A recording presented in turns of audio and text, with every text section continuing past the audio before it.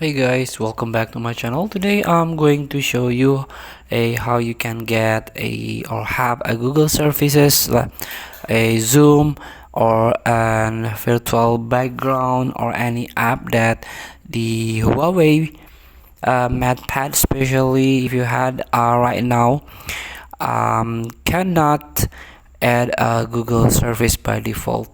So in order to have a Google service, you can try to go to your browser and download a GSpace.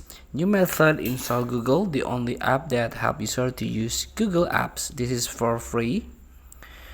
So you can try to download this GSpace on your phone or devices.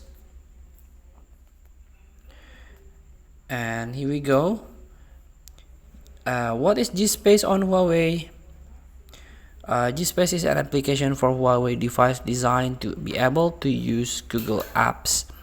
So the main advantage of this application is there is no need to have Google Play service installed since GSpace comes with Google application preloaded.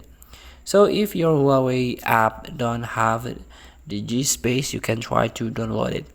Feel free to try. Thank you for watching. Don't forget to comment, like, and subscribe. So click that button below. See you in the next video.